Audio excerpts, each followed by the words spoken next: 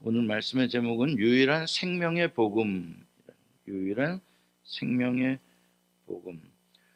저는 이 3장을 이렇게 쭉 이렇게 읽으면서 18절까지 지난주에 봤는데, 18절에는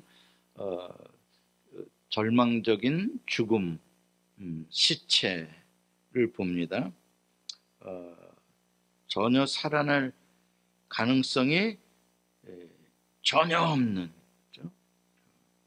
완전히 죽은, 완전히 썩은 인간의 모습입니다. 여기서 제가 그림으로 상상되어지는 장면은 아골골짜기였습니다. 그러니까 에스겔에게 하나님께서 어떤 골짜기를 보여주시는데, 그 골짜기에는 마른 뼈가 가득했었다. 이제 이것은 물론 이스라엘 백성들의 영적인 상태를 말해주는 것이지만, 그것은 저는 이스라엘 백성들의 영적인 상태만이 아니라 온 인류의 현실인 것이죠. 온 인류는, 모든 사람은 한 명도 예외 없이 다 마른 뼈의 운명일 수밖에 없는 그 모습을 보게 됩니다. 그럼 어떻게 거기에 생명이 살아날 수 있나? 없는 거죠. 방법이 없는 거죠. 그들 가운데 뭐가 일어날 수 있는 가능성이란 일도 없는 거죠. 거기에 생명의 역사가 일어나더라 이 말이죠. 근데 그것이 일어나는 것은 여호와 하나님께서 그곳에 임하셔서 그곳에 여호와의 말씀이 선포되고 여호와의 생명의 성령이 역사하니까 그게 살아나더라 이 말이죠. 저는 그 장면이 오늘 이 3장에서 고스란히 예수 그리스도를 통하여 이 생명이 살아날 수 있는 유일한 길이 보이는, 생명의 빛이 비치는 모습을 보게 됩니다.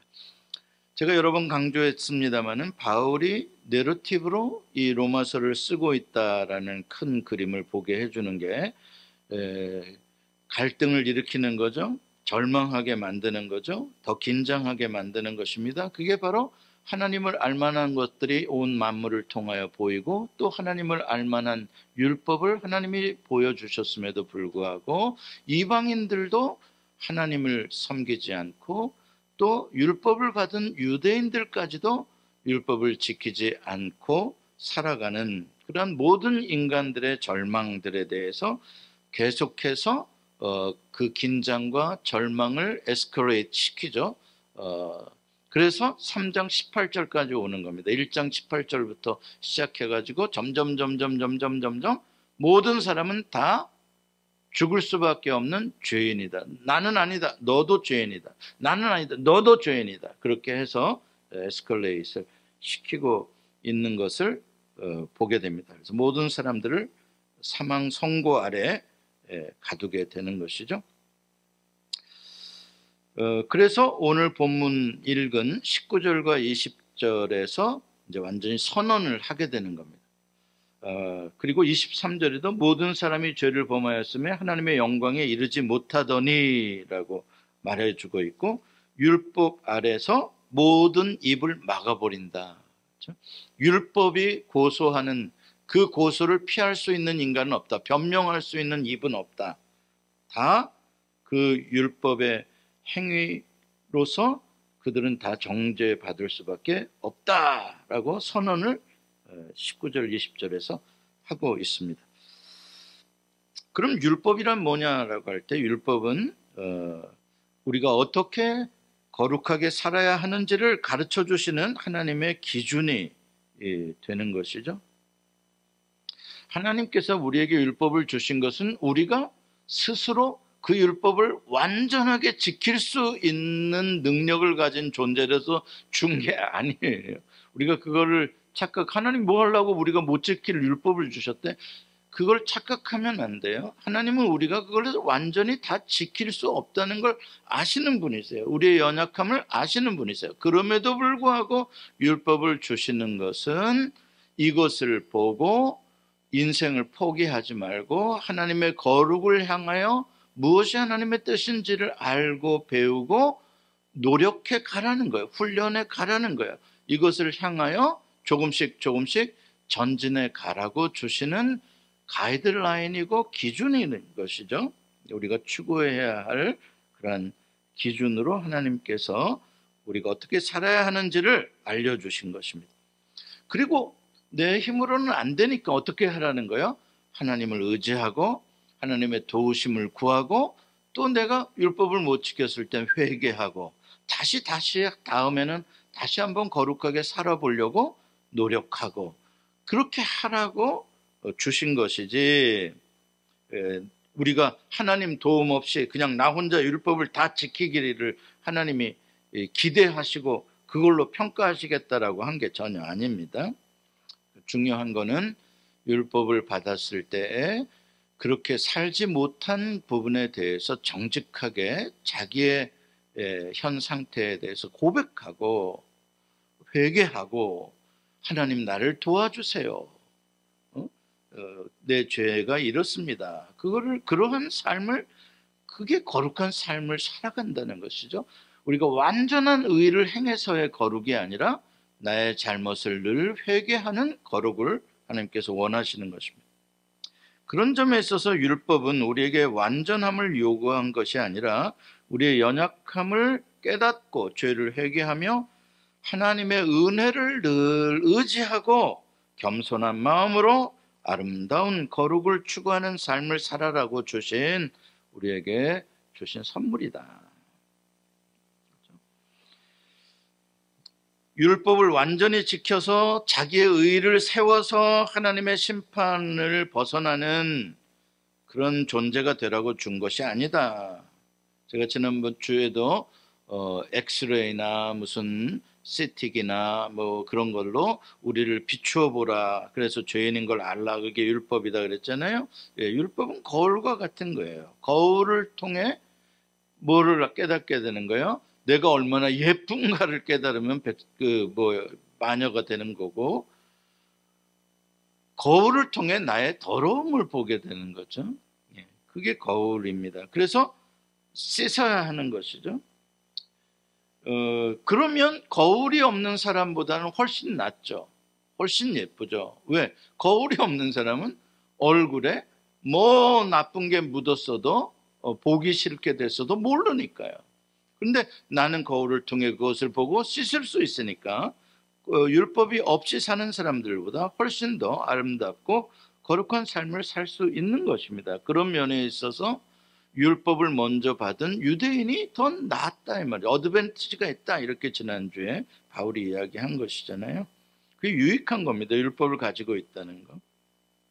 율법의 유익한 점 두 가지를 정리하고 넘어갑니다. 첫 번째, 율법이 유익한 이유는 우리가 더 깨끗한 인격, 복된 삶을 살 수 있도록 도와주는 게 율법입니다. 율법이 있으면 복 있는 삶, 깨끗한 삶, 의로운 삶을 살 수 있도록 도와줘요. 행복한 삶을 살 수 있도록 도와주는 거예요, 율법은. 그래서 신명기나 이런 데 보면은 여호와의 율법에 준행하는 자는 들어와도 복을 받고 나가도 복을 받는다 그러잖아요. 그러니까 얼마나 율법을 따라서 산다는 것은 우리에게 유익한 거냐. 둘째, 율법은 우리의 연약함을 깨닫게 해주고 우리가 늘 겸손하여서 하나님의 은혜를 의지하며 살도록 도와주는 역할을 한다. 늘 하나님을 의지하고 하나님께 붙어있는 삶을 살도록 도와준다. 그렇죠? 그러니 율법이 얼마나 좋은 것입니까? 자, 이와 같이 여기까지 사도 바울은 예수 그리스도의 복음을 등장하기 전에 모든 사람들에게 스스로 죄인이고 스스로 절망 가운데 있음을 인정하지 않을 수 없도록 도전하고 갈등하게 만들어버리는 것이죠. 그래서 죽을 수밖에 없는 다른 길이 전혀 보이지 않는 상태의 절망으로 클라이맥스로 끌고 올라간 게 바로 20절까지 끌고 올라간 것입니다. 3장 20절에 모든 인간은 다 죽을 수밖에 없다. 율법의 정죄 아래서 클라이맥스죠. 그 절망의 순간에 21절이 선포가 되는 겁니다. 그러니까 21절은 이건 완전한 대반전을 뜻하는 것이죠. 그래서 어떤 신학자들은 성경에서 가장 위대한 반전은 어디냐라고 하면 이 로마서 3장 21절이다. 인류의 역사의 반전이다. 이렇게 표현하는 구절이 로마서 3장 21절입니다. 그만큼 극적인 변화를 표현하고 있는 것이죠. 우리 21절, 22절 같이 읽어봅시다. 시작. 이제는 율법 외에 하나님의 한 의가 나타났으니 율법과 선지자들에게 증거를 받은 것이라. 곧 예수 그리스도를 믿음으로 말미암아 모든 믿는 자에게 미치는 하나님의 의니 차별이 없느니라. 여기 진짜 할렐루야가 나오는 구절이 아닐 수가 없습니다. 21절 서두에 이제는 이라고 나와 있는데 이 우리말 번역을 왜 이걸 안 고쳤는지는 이해가 안 돼요. 지금 이렇게 역사적으로 대반전을 일으킨다라고 신학자들이 말할 정도의 중요한 구절이거든요. 이거는 그만큼 중요한 구절인데 왜 이 구절을 시작하는 이 첫 단어를 왜 안 고치는지는 진짜 속상해요. 성경학자들이나 성경을 한국말로 번역하는 사람, 이건 정말 빨리 고쳐야 되는 번역이에요. 왜냐하면은 여기서 이제는 now잖아요. now, 이제는 now. 근데 now가 아니에요. 원어로 보면은 now, however가 들어간다. however가 매우 중요한 거예요. however가 그 접속사가 대반전을 의미하는 접속사거든요. 인간은 다 죽었다. 절망이다. 살 길이 없다. However, 그럼에도 불구하고 뭔가 새로운 게 빵 터지는 접속사거든요. 근데 그거를 빼먹고 그냥 now예요. 너무 밋밋한 번역이죠. 그러니까 사람들이 이 부분에 있어서 이게 뭐 그렇게 지금 무슨 역사를 바꾸는 성경에서 가장 극적인 대반전의 구절이 이거야? 라고 우리는 느끼기가 굉장히 어려운 거예요. 왜? 이런 식으로 번역을 해놓으니까. 그게 아닌 거죠. 그러니까 사도 바울은 여기서 내러티브로서의 완전히 클라이맥스까지 절망으로 끌고 갔다가 이 절망에서 새로운 구원의 놀라운 대반전의 메시지를 전하기 위해서 21절에 however, now, however. 그래서 NIV는 그래도 but now라고라도 했죠. but now. 이게 매우 중요한 접속사가 들어가야 되는 부분이거든요. but이 됐든 however가 됐든. 근데 왜 이거를 빼먹었냐 말이에요. 이해가 안 돼. 왜냐하면 이거는 사도 바울이 내러티브로 이거를 글을 쓰면서 완전히 의식적으로 대반전을 의미하는 접속사를 여기다 넣은 거거든요. 이걸 내러티브로서 극적인 변화를 느끼게 해주는 중요한 단어인데 그게 빠진 거예요. 너무 안타깝죠. 그러나 우리가 이제 원문으로 읽어낼 때 여기서 아주 대반전으로서의 새로운 생명길, 그 마른 뼈와 같았던 사람들이 살아날 수 있는 또 다른 방식이 열렸다. 율법으로는 불가능하고요. 율법으로는 뭐냐? 니들은 마른 뼈일 수밖에 없다라는 율법으로는 죄를 깨달음이라 그랬잖아요. 그건 구원이 따로 와야 되는 거예요. 그렇죠? 하나님의 은혜로 와야 되는 거죠. 그 생명길이 열렸다. 그래서 그러나 이제는 이게 꼭 있어야 돼. 절망의 흑암에서 하나님의 생명의 빛이 쫙 비치는 거예요. 이게 이제 성경에 있어서 가장 드라마틱한 복음이 제시되어지는 어마어마한 역사적인 순간인 것이죠. 모든 인간들이 그리스도 예수 안에서 예수님의 구속으로 말미암아 하나님의 은혜로 값없이 의롭다함을 얻는, 값없이 구원을 생명을 얻을 수 있는 길이 열렸다. 이걸 선포하는 거니까요. 이건 정말 굿 뉴스 아닐 수가 없는 거죠. 생명의 이야기니까요. 한 죄인의 영원한 죽음을 건지시고 새 생명을 주시는, 세상을 완전히 뒤집는, 절망에서 소망으로 뒤집어 놓는 그러한 복음 제시입니다.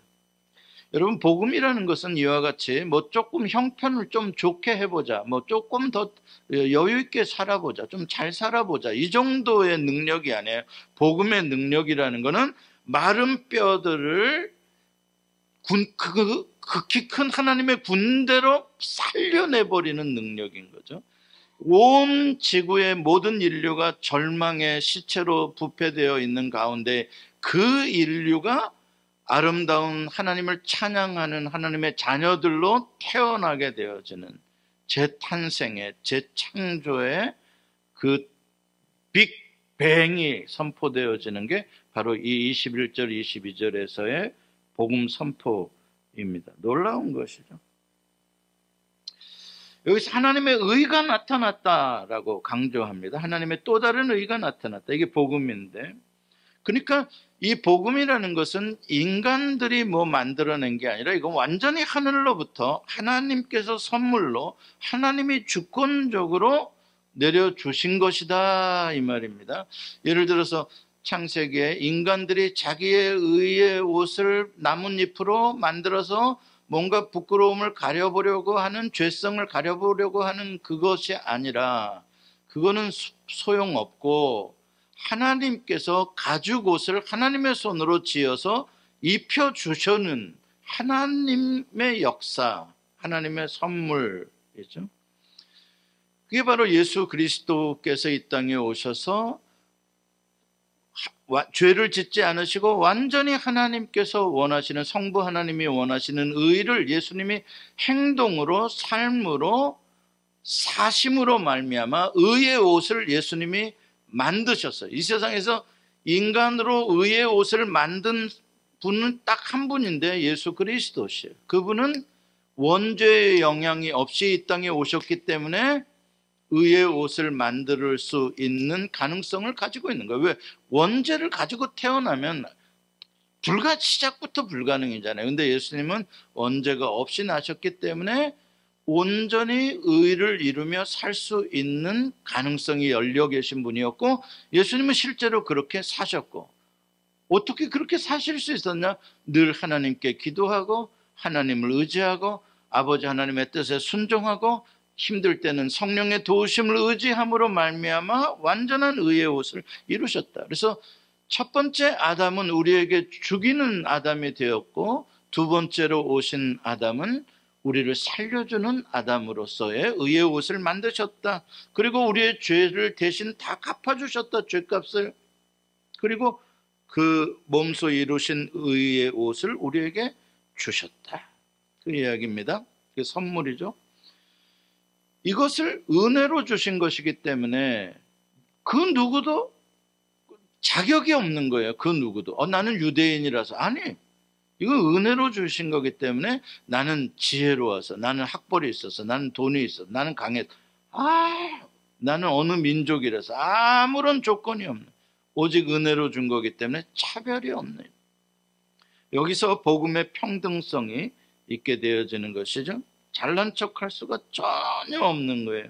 하나님 앞에서 내가 뭐 좀 해서 뭐 은혜를 받았지가 될 수가 없는, 모든 인간은 다 죽을 수밖에 없었는데 하나님께서 온전히 하나님의 역사하심만으로, 하나님의 주권만으로, 행하심만으로 만들어주신 옷이다.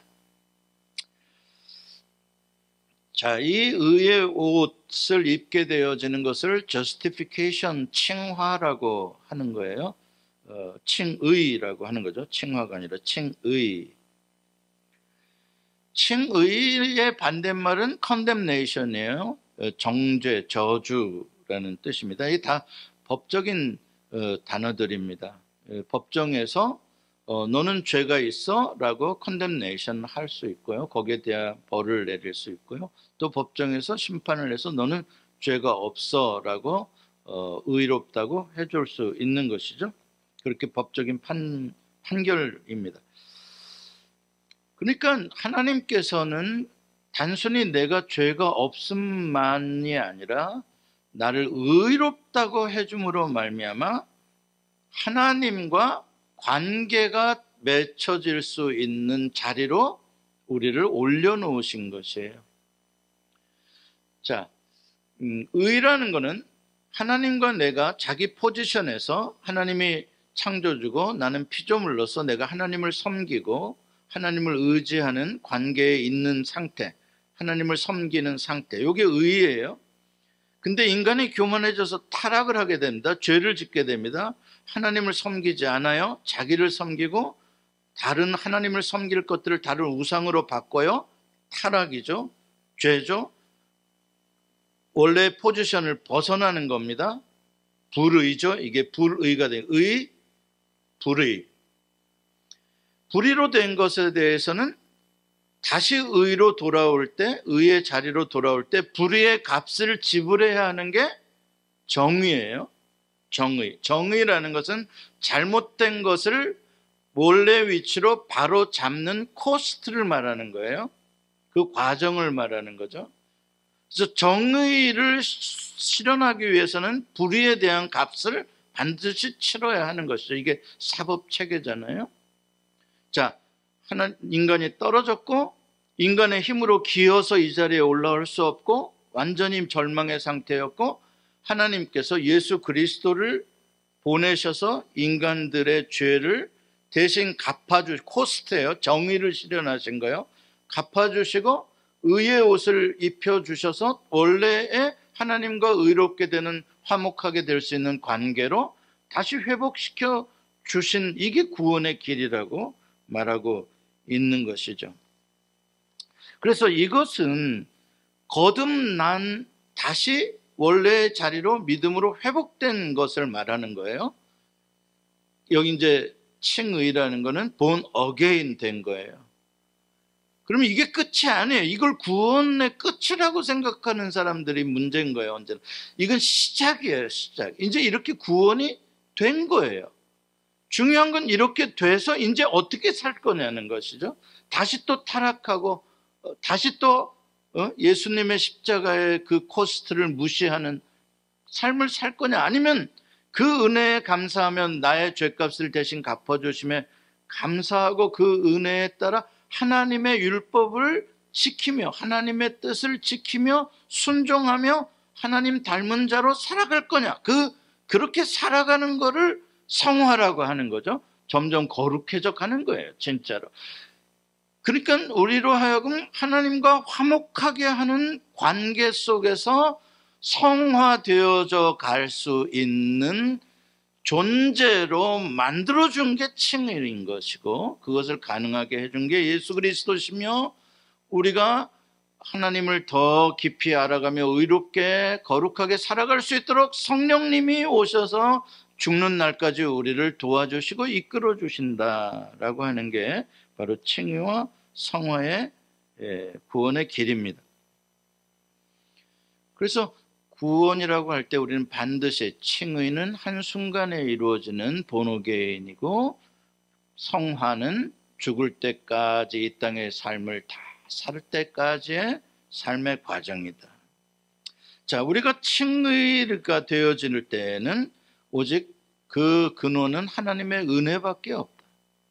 내가 칭의, 의롭다함을 얻는데 내가 보탤 수 있는 게 아무것도, 인간이 뭐 보탤 수 있는 게 아무것도, 오직 예수 그리스도의 대속해 주신 그 값밖에는 없는 거예요. 그리고 그 값만이 가능하게 해준 것이고요. 다른 어떤 값으로도 다 지불할 수가 없어요. 오직 예수님의 지불해 주신 값이 우리를 원래의 자리로, 의로운 자리로 하나님과의 관계를 맺게 해주는 거죠. 그렇기 때문에 칭의는, 이것은 예수 그리스도의 사역이고 하나님의 은혜가 근원이고 근거가 되는 것이죠.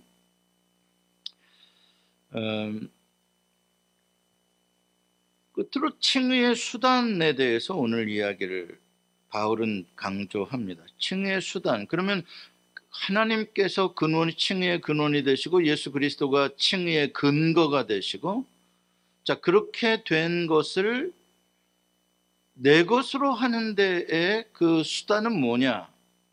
그건 믿음이다. 이렇게 이야기를 하는 겁니다. 하나님이 만들어준 그 칭의의 선물을, 그 옷을 내가 믿음으로 받는다 이 말이죠. 그것을 믿고 받는다. 그래서 믿음은 철저히 하나님의 주신 선물을 빈손을 내밀어서 그것을 받아들이는 것을 믿음이라고 하는 것입니다. 여기에서 사람들이 믿음이 중요해, 믿음이 중요해 그러는데, 믿음 중요하지만 그러나 진짜 중요한 건 하나님이 나를 불쌍히 여기사 예수 그리스도를 보내주셔서 죄값을 대속하시고 나로 하여금 다시 거듭날 수 있는 그 모든 것들을 만들어주신, 의의 옷을 만들어주신 게 중요한, 그 구원의 길을 열어주신 게 중요하지, 내가 그리로 들어간 건 그 다음 이야기죠. 그러니까 나는 자랑할 게 없는 거야. 내가 믿었다라고 자랑할 게 없는 거예요. 글로 내가 들어간 사람이, 빈손으로 그걸 받은 사람이 뭘 자랑하기는. 제가 가끔 예를 드는 이야기가 그렇죠. 여기 거지가 있어. 막 정말 배고파 죽겠어. 희망이 없어. 그 사람에게 지나가던 사람이 갑자기 10,000불을 탁 줬어. 그가 손을 내밀어서 그걸 받았어. 그럼 뭐 거지가 자랑할 게 뭐가 있어요, 지가.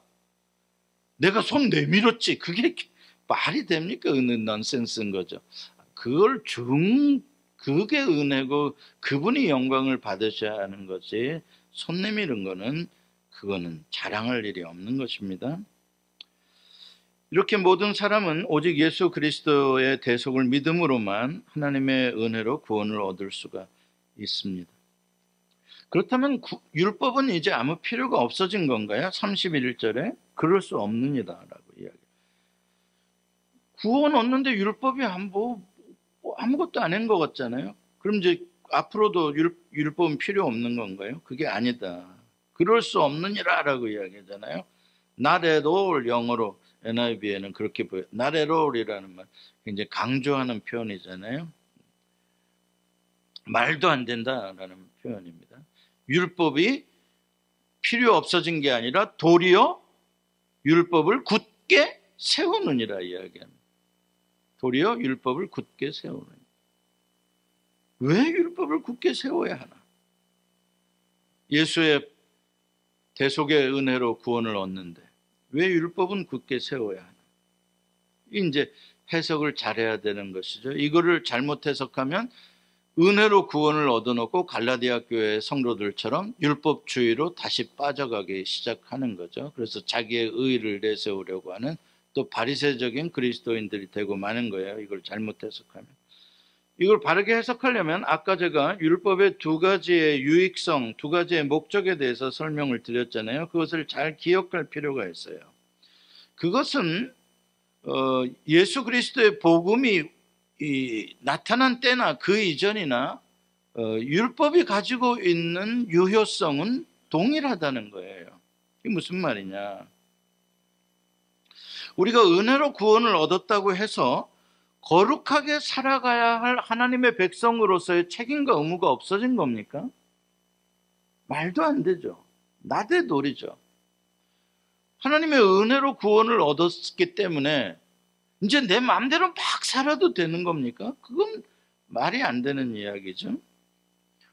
도리어 은혜로 새 생명을 얻었으니 너무나 감사해서 나에게 은혜를 베풀어 주신 분의 뜻에 따라 살고 싶어지는 것이 당연한 일 아니겠습니까? 그게 은혜 받은 자의 태도겠죠. 자, 그런 사람들에게 율법이 뭐가 되어주는 거예요? 기준이 또 되어주는 거예요. 아, 이렇게 살아가기를 하나님께서 원하시는구나.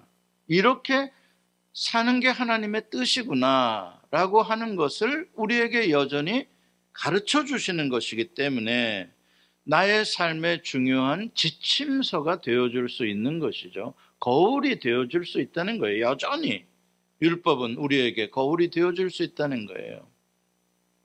정죄의 거울이 아니라 회개를 시켜서 나를 더 거룩하게 만들어 주시는 거울이 될 수 있는 것이죠. 또 우리 여전히 우리의 연약함을 보고 회개하고, 그렇기 때문에 성령님 나를 좀 도와주세요. 성령님의 도우심을 의지하게 되는 것이죠. 사도 바울이 오호라 나는 공고한 자루다라고 로마서 7장에서 한탄할 때도 다 뭐겠어요? 하나님의 법대로 살아내지 못하는 자기의 모습에 대한 절망 아니겠어요? 그러니까 어떻게 합니까?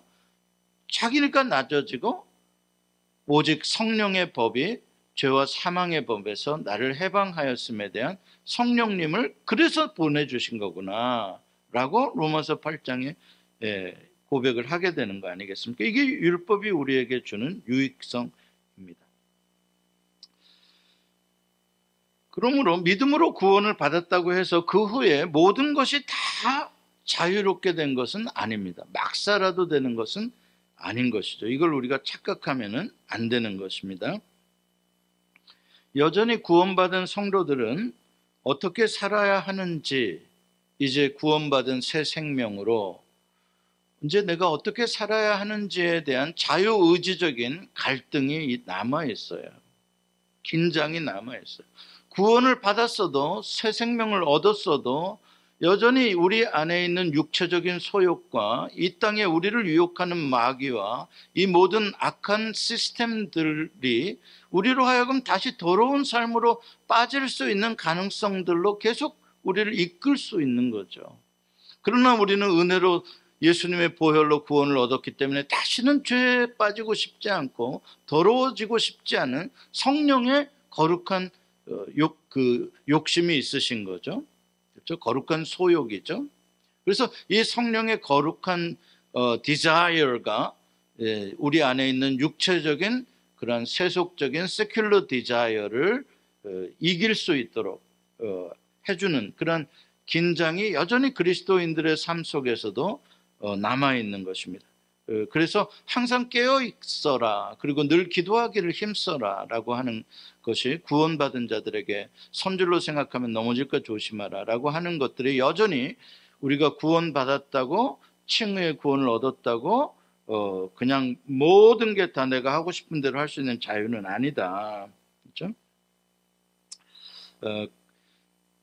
또 잘못 오해해서 아까 말씀드린 대로 율법주의로 너무나 매여서 내가 정말 너무 거룩해져야 돼, 막 이렇게 하는 그러한 것에 너무 지나치게 이제 막 억눌려 버리는, 그래서 뭔가 종교적인 의의를 막 내 의지로 만들어 버리려고 하는 이런 쪽으로 또 변질되어져 버릴 수 있는 것이죠. 그래서 오늘날에도 이 긴장감과 갈등 때문에 많은 그리스도인들이 예수를 믿고 구원을 받았지만 이러한 병적인 두 가지의 현상으로 갈라지는 것은 어느 시대에나 어느 교회에나 나타날 수 있는 일들입니다. 실제로 나타나고 있고요. 그래서 두 종류의 그러한 좋지 않은 해석들이 있을 수 있는 거예요. 너무 안일한, 내가 이미 구원받았음에 대한 너무 안일한 삶을 살아가는, 그러면서도 회개할 줄 모르는 그런 쪽으로 갈 수도 있고요. 어떤 사람들은 너무 잘 살고 싶어, 너무 바르게 살고 싶어서 막 굉장히 철저하게 그런 것들을 지키려고 노력을 하다 보니까 나도 모르는 사이에 그게 나의 의의가 되어지고 내가 종교적 엘리트가 되어지고 다른 사람들을 비판하는 자리로 또 변질되어질 수도 있고요. 그래서 우리는 이 긴장과 갈등 속에서 언제나 겸손하게 오직 하나님의 은혜 아니면 안 되는 성령을 의지하고 자기를 낮추는, 자기의 원래 내가 죄인 되었음에 대한 것을 잊지 않는 오직 하나님의 은혜, 예수 그리스도의 대속의 공로, 그 가운데에 정말 거룩하게 살고 싶은 나만의, 누구를 갖다 끼지 마세요. 자꾸 비교하지 마세요. 내가 거룩하게 내가 살려고 좀 빠듯하게 나를 타이트하게 조여간다면 괜찮아요. 그것도. 예, 좋아요. 그런 챌린지를 스스로에게 하는 거. 그러나 자꾸 그러한 방식을 다른 사람들에게도 자꾸 적용하는 거는 옳지 못한 것이죠. 그래서 여러분과 저는 칭의의 구원뿐만 아니라 성화의 구원의 이 과정도 하나님의 말씀을 잘 배우고 성령의 도우심을 의지하며 기도하며 잘 구원을 이루어가기를 원합니다. 기도하시겠습니다.